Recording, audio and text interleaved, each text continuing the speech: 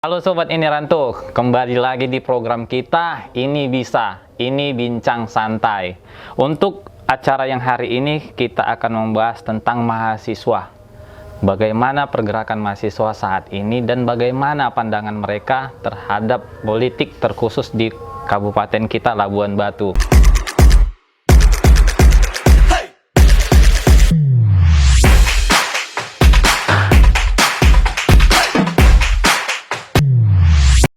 Di tengah-tengah kita sudah hadir narasumber kita, aktivis mahasiswa dari salah satu organisasi kemahasiswaan. Ini dia, Hamdani Hasibuan.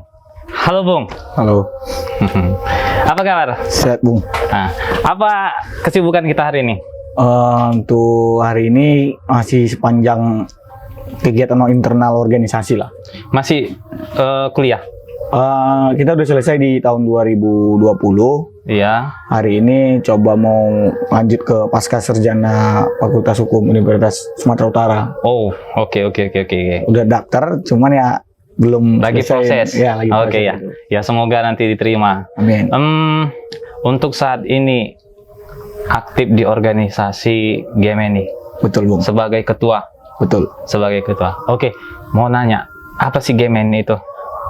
GMNI ini ialah organisasi mahasiswa yang kepanjangannya itu Gerakan Mahasiswa Nasional Indonesia, yang lahir pada tanggal 23 Maret 1954, yang berdiri dari 3 organisasi yang bersatu dengan ajas, yaitu yang sesama ajasnya itu Marhanisme, yaitu ada Gerakan Mahasiswa Demokrat, Gerakan Mahasiswa Marhain, dan Gerakan Mahasiswa Merdeka Indonesia. Mereka bersatu dengan kesepakatan bersama, dengan ajas yang bersama, yang dibawa oleh Bung Karno, Bapak Depon di Pader Marhanis.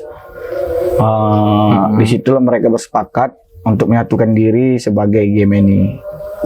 Itu ada berbagai daerah, ada dari Jakarta, Jogja, dan Bandung. Aktif organisasi di GMNI sejak kapan? Saya aktif di tahun 2018, baru PPAB ya, bukan penerimaan anggota baru.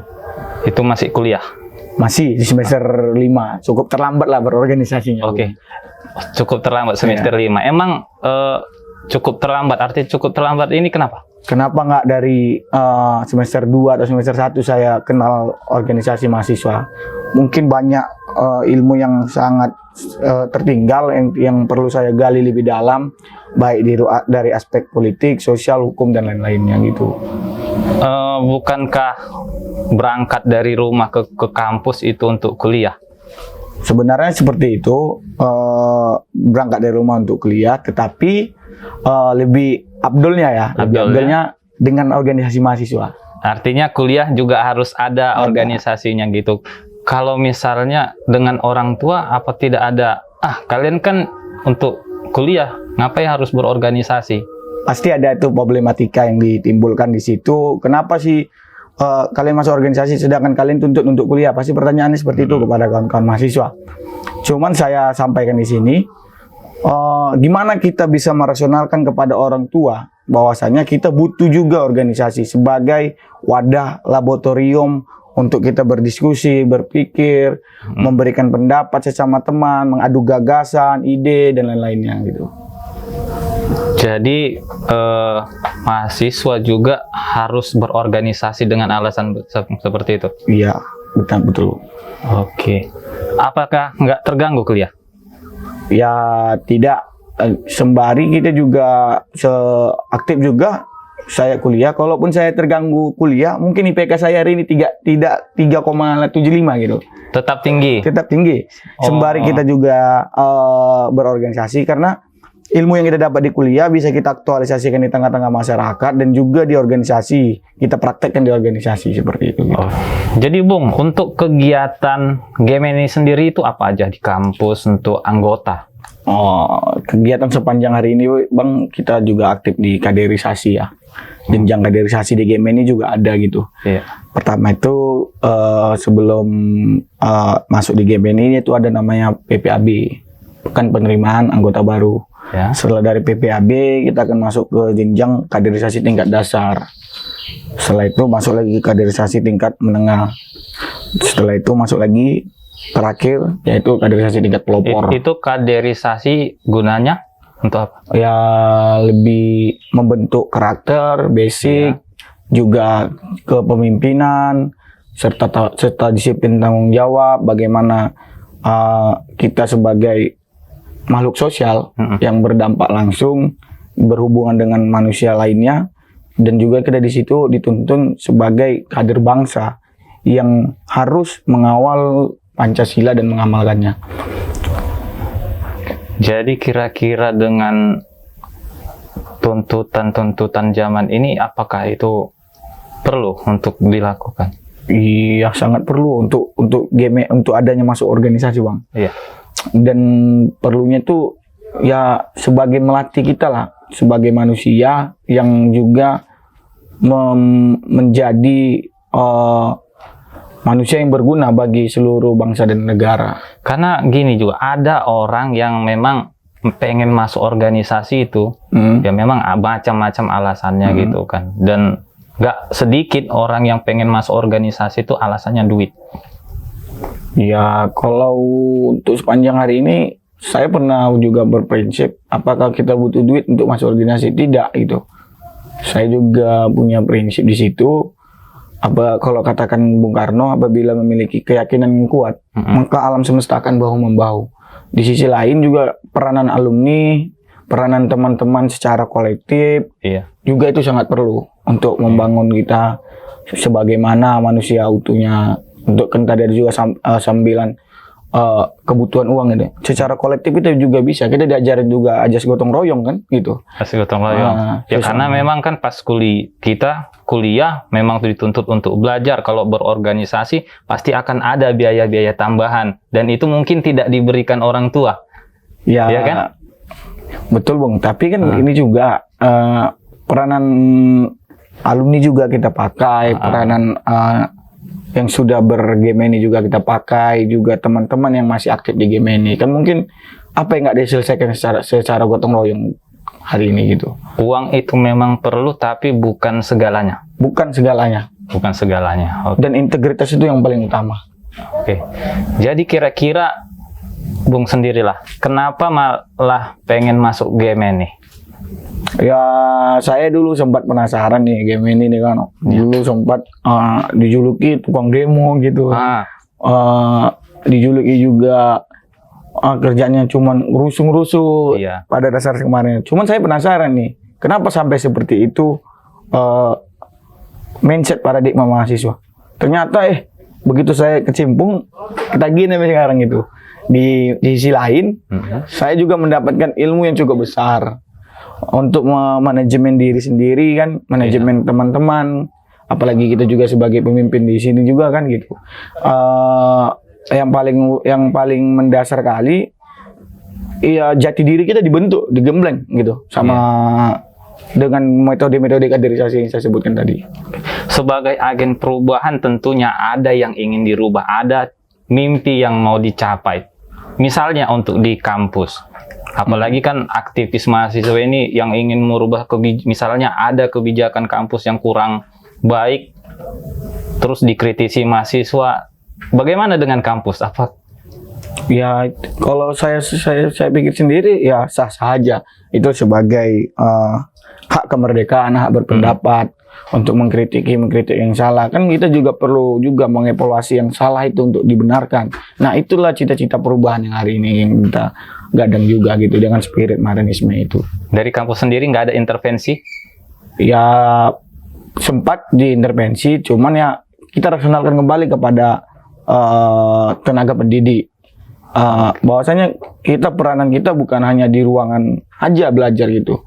Nah, dalam tridharma perguruan tinggi juga ada namanya itu penelitian pengembangan, belajar mengajar, dan pengabdian kepada masyarakat. Nah, inilah yang kita aktualisasikan keilmuan kita di tengah-tengah masyarakat. Iya.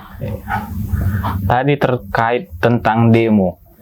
Iya. Sudah berapa kali demo? Iya, kalau saya pikir dari 2018 sampai hari ini nggak terhitung, nggak bisa terhitung. Iya.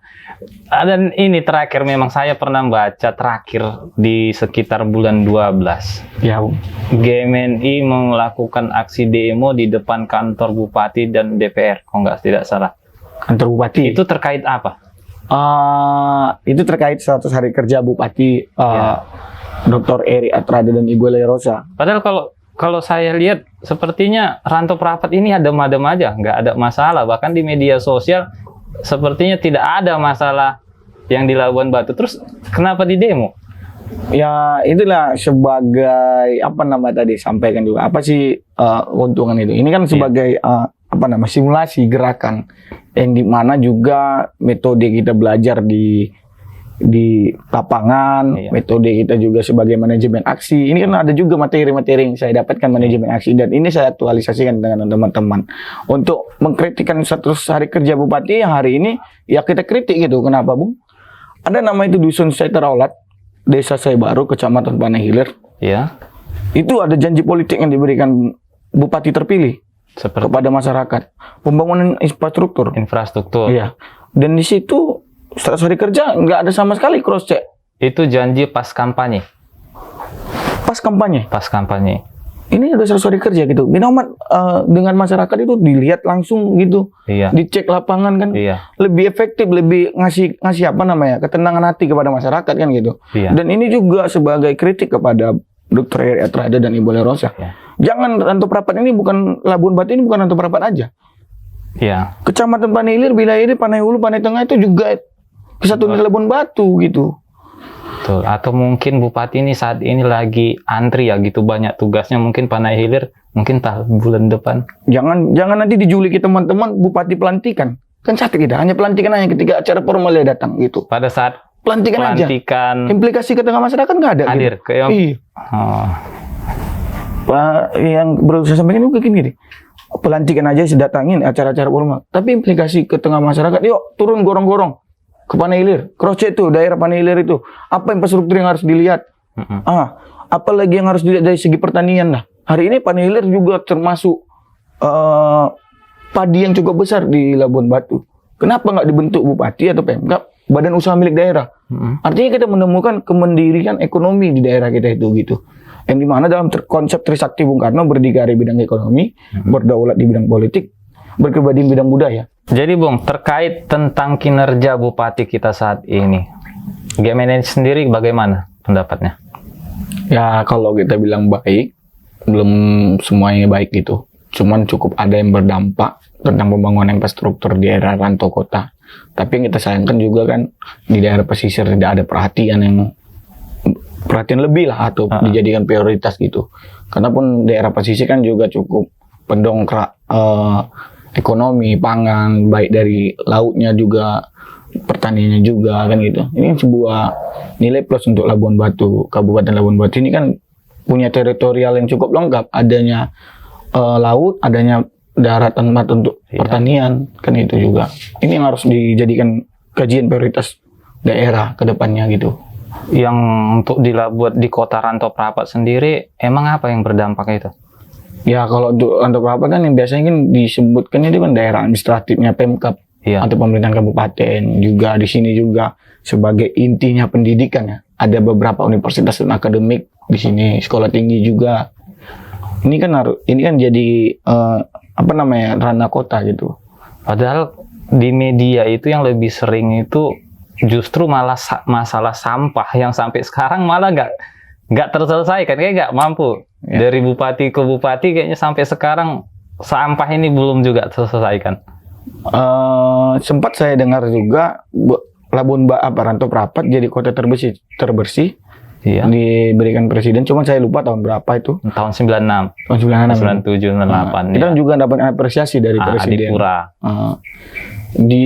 Untuk tentang sampah ini juga perlu juga peran serta kesadaran masyarakat. Iya, Bang. Juga buang sampah lah pada tempatnya juga. Tapi pemerintahan juga kasih solusi gitu kepada masyarakat nih. Ketika sampah yang organik atau non organik ini dikelola kembali kan lebih efektif. Harusnya seperti itu gitu, Bung, lebih ya. efektif ya gitu. Padahal kalau bupati kita masa jabatannya hanya sekitar 3,5 tahun ya, nggak sampai ya. Iya, akan tentang janji kampanye yang kemarin tuh ada banyak tuh. Misinya ada 9 ya. 10 prioritas. 10 prioritas. Visi dan misi bupati. Kalau untuk sampai ke sana itu juga kan sebagai konsep EPJMD yang digadang juga kepada pihak pemerintahan maupun legislatif. Yang juga di sini kita juga perlu juga peran legislatif itu ya sebagai pengawas. Nah, legislatif pun termasuk kongko-kongko aja kita lihat ini di Gedung Putih itu. Jangan nanti sampai kita juga turun ke legislatif untuk demo DPRD kan gitu. Maksudnya legislatif sama eksekutif sepertinya berteman. Ya kalau kita bilang berteman tidak ataupun apa. Ya inilah mitra mereka kan sinergitas sinergi antara pemerintahan eksekutif dan legislatif. Nah hari ini pun kita jangan sampai kita turun aksi untuk mendesak legislatif untuk bekerja dengan reses-reses mereka. Mereka punya dapil masing-masing nih sebelum terpilih tahun 2019 ini kan gitu. Oke Bung, kembali ke GMNI-nya ya. GMNI itu berpolitik. Oh kita non politik Bung gitu. Kita tidak, bukan artinya kita tidak berpolitik gitu ya, tapi kita tidak terhubung dengan suatu partai atau apapun. Tidak gitu. Praktis ya. Ya tidak politik praktis lah. Iya, artinya pada saat pemerintah sebagai eksekutif dan DPR sebagai legislatif mungkin seperti kinerjanya kurang. Kongko-kongko tadi ya. Kongko-kongko berarti ada mahasiswa yang berperan untuk memperhatikan itu semua. Betul Bu. Dan itu juga peranan mahasiswa kan sebagai agent of change, sebagai iron stock, sebagai social of control kan. Iya. Yang dimana setiap kebijakan dia juga kaji, dia juga evaluasi, dia juga kritisi, dan tapi juga mahasiswa harus berikan solusi gitu kepada pemerintahan ataupun legislatif. Yang tadi saya sampaikan juga, kenapa saya bilang itu ada kongko-kongko nih? Implikasi yang diberikan DPRD Labuan Batu ini apa gitu? Saya pertanyakan gitu, kenapa? Dan jadi stigma paradigma yang saya ambil itu, ini kan hanya kongko-kongko di Gedung Putih itu, duduk-duduk aja santai atau relax aja. Maksud saya, ini loh, kalian sebagai penyambung lidah masyarakat atau perwakilan rakyat harus lebih mendengar gitu di daerahnya masing-masing dengan dapilnya masing-masing, kan itu lebih menjalankan tugas pokok dan fungsinya sebagai legislatif, yang dimana perlu kita juga pertanyakan. Hari ini kan juga pernah Dewan juga cerita sama kita tentang cagar budaya. Ini kan harus kajian Dewan juga nih. Untuk pembentukan identitas Labuan Batu ini, apa identitas Labuan Batu sebenarnya ini itu. Dan juga tentang pertanian tadi pertanian juga saya lebih menyinggung kepada pertanian juga gitu. Iya. Dan kenapa saya bilang lebih menyinggung kepada pertanian? Ini kan sebagai kehidupan. Untuk kelayak umum atau kepentingan umum gitu. Kenapa? Presiden sekalipun makan beras gitu. Dan makan nasi. Makan nasi. Dan beras. Itu dihasilkan dari petani kan. Iya. Nah, dan kita cukup terima kasih kepada petani dan buruh yang dimana memberikan kita kehidupan, juga menjadi pahlawan untuk masyarakat pada umumnya gitu. Terkait tentang mahasiswa terhadap organisasi, seberapa besar sekarang animo mahasiswa untuk berorganisasi? Ya kalau kita bilang terintegrasi lah untuk hari ini. Kenapa? Mungkin karena efeknya itu tentang game online ya, ataupun apatisnya mahasiswa melihat kondisi sosial, juga sebagai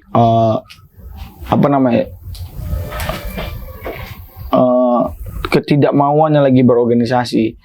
Ini yang sangat kita sedihkan juga dan sangat kita sayangkan.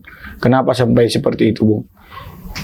Padahal kalau saya sendiri yang saya dapat di organisasi ini sendiri ataupun di game ini, saya dituntut untuk menjadi generasi muda yang akan menjadi pemimpin ke depannya gitu. Iya. Dan di sini juga saya mendapat tentang empati ya. Empati? Iya. Empati terhadap kondisi sosial. Reaksioner saya bisa berapi-api melihat kondisi sosial ketika itu tidak sesuai dengan kebijakan itu juga. Nah, ini yang saya dapatkan di sini, kesadaran itu yang perlu saya gadang juga gitu kan. Dan di sini juga saya digembleng tentang bahwasanya game ini itu kan dengan ajas perjuangan itu marxisme ya. Lebih berpihak kepada kepentingan rakyat kaum miskin kota, buruh, tani, nelayan. Nah gini, itu yang hari ini menjadi empati saya gitu. Ya. Dan saya mendapatkan reaksi itu gitu. Terus selama berorganisasi nih, sudah berapa tahun, Bung? Saya berorganisasi saya masuk GMNI itu dari 2018, Bung. Capek enggak?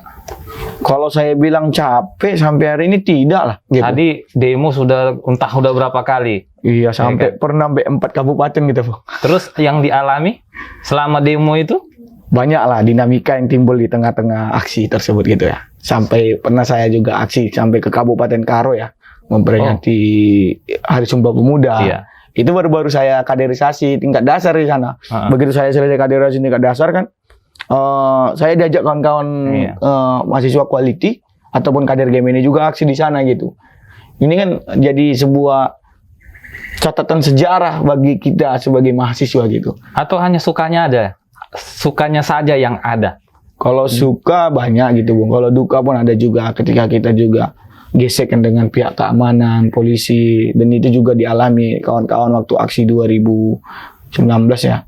Juga pernah dipukul oleh pihak keamanan yang sekarang juga menjadi sekretaris saya gitu. Saat demo. Iya. Saat demo, iya. Itulah duka juga saya kesalkan juga kan. Kenapa sih kita menyampaikan aspirasi sampai kita diintimidasi, didiskriminasi kan, sampai dengan ada tindakan kekerasan ya. Iya. Nah, terjadi sama kita. Padahal kita kan ini kan udah dilindungi oleh undang-undang kita ini ketika melakukan aksi unjuk rasa itu ya. Sesuai dengan Undang-Undang Nomor 8 tahun 1998 tentang kemerdekaan menyampaikan pendapat di muka umum. Dan kita juga nyurati pihak keamanan kan gitu. Nah, kenapa sampai seperti itu? Mungkin ada terbawa emosi ya antara para pihak gitu. Mungkin itulah untuk efeknya gitu. Setelah melakukan banyak demo, kira-kira adanya yang didapat atau apa masih relevan demo itu untuk dilakukan? Kalau didapat pasti ada, Bung. Pertama yang saya dapat itu mentalitas saya terbangun, keberanian, kemampuan public speaking ya, berbicara dengan orang lebih pintar dari saya itu kan ada kan gitu. Atau pihak pemerintahan.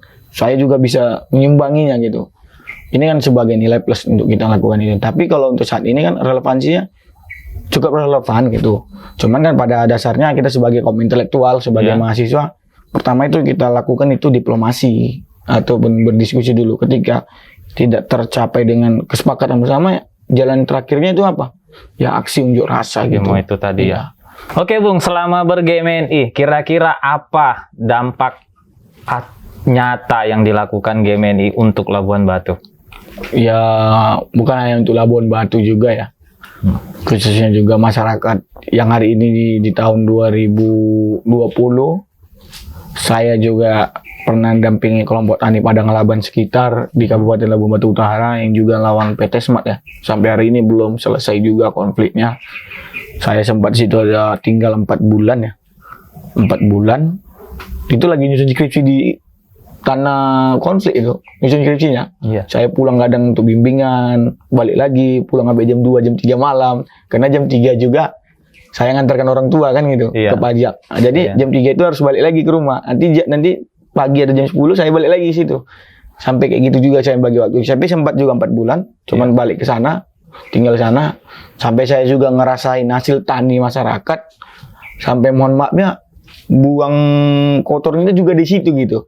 Arti seolah-olah kita emang masyarakat tetap gitu deh kena. Artinya tadi kuliah berjalan, organisasi dan kepentingan rakyat itu juga berjalan ya. Oke, Bung. Dan kita juga diatur untuk disiplin waktu kan gitu. Nggak menyia-nyiakan waktu kita untuk belajar. Untuk dampak untuk GMNI sepanjang hari ini dari awal berdiri GMNI di Labuan Batu di tahun 2013 yang pernah juga diketuain oleh Bung Ridwan Nasution, pernah juga melakukan pendampingan di desa saya baru terkait konflik juga melawan pemodal yaitu Takoseng ya, di demo juga di Polres Labuan Batu segala macam. Maksudnya kan kalau nggak apa solusinya demo nggak, kalau masalah administrasi kan agak bingung gitu kadang. Tapi ya itulah gaya-gaya gerakan itu gitu. Pendampingan di desa saya baru juga terjadi juga tahun 2020 kelompok tani bersatu yang itu di desa Meranti juga pendampingan juga. Saya hari ini juga aktif di berteman dengan rekan-rekan kamerat lah dibilang, kalau orang gerakan bilang kamerat buruh ya. Di sama-sama kawan-kawan FPSMI Labura, kawan-kawan SBSI, kawan-kawan FPBI, seket-seket buruh lainnya gitu juga. Diskusi pernah juga kita tahun 2020 itu juga aksi tentang penolakan Omnibus Law. Itu kita real dengan perjuangan. Kita berjuang demo, ada buruhnya gitu. Sama buruh kita demo. Iya. Itu terjadi di DPRD Labuan Batu. Mungkin dampaknya untuk sampai hari ini kan untuk pembatalan pengesahan RUU Omnibus Law itu kan nggak berdampak langsung gitu, ataupun tidak bisa dibatalin, harus dengan proses hukum, judicial review. Kalau kata pejabat pemangku kebijakan nasional kan, judicial review kan ada prosesnya. Ngapain kalian demo katanya? Ya, demo ini rupanya nggak jadi. Ini kan juga sebagai penyampai aspirasi juga kan. Penyampaian aspirasi mungkin yang nggak terpikir mereka kita pikirkan gitu ya. Iya. Dan ini juga untuk dampak kepada masyarakat dari game ini cukup adalah lebih berimplikasi sampai kita pun dikenal itu dari game ini oleh masyarakat. Dan juga ada juga dikenal masyarakatnya game ini Gerakan Mahasiswa Nasional Indonesia lebih berefek samping, lebih berdampak langsung kepada masyarakat lah. Jadi berorganisasi itu harus tidak menomorsatukan organisasi dan tidak menomorduakan kampus. Gimana itu DPDC kan, Bung? Nanti seimbang gitu. Semuanya berjalan. Iya. Untuk mahasiswa yang ada yang mau disampaikan. Kalau untuk mahasiswa hari ini ya saya berharap lah gitu. Tetap menjadi social of control, yang tetap harus berdampak kepada masyarakat, dan tetap juga semangat belajarnya harus lebih berkobar ya. Kenapa? Lebih baik kita nggak punya uang, Bung, tapi kita milik kemampuan. Oke, Bung. Jadi kalau tadi bilang berorganisasi itu harus, mungkin punya satu kalimat, jika saya punya keluarga, kenapa harus masuk berorganisasi dan di GMNI? Untuk kenapa sih harus milih GMNI ya? Kita dituntut sebagai kader bangsa, kader-kader nasionalis yang juga belajar studi ya. Studi kita juga bukan studi untuk secara akademisi, tapi juga studi untuk memecahkan problem masyarakat. Mungkin itu yang jadi nilai kita juga kan, kita harus mengakar ke tengah-tengah masyarakat. Demikian perbincangan kita. Banyak hal-hal baik yang sudah kita bicarakan terkait dunia mahasiswa, bahwa seperti apa yang berorganisasi dan apa yang harus kita lakukan terkhususnya buat kabupaten kita. Oke, Bung, terima kasih buat kehadirannya. Terakhir, saya pengen dengar ciri khas GMNI itu seperti apa? Ciri khas GMNI, pejuang, pemikir, pejuang, merdeka, GMNI, marahin, menang. Oke, Bung, terima kasih. Semoga ujian advokasinya lulus dan semoga S2-nya berjalan dengan lancar. Amin. Oke. Amin. Sampai jumpa. Jangan lupa subscribe dan tekan loncengnya ya, biar nggak ketinggalan informasi terbaru dari kami. Terima kasih.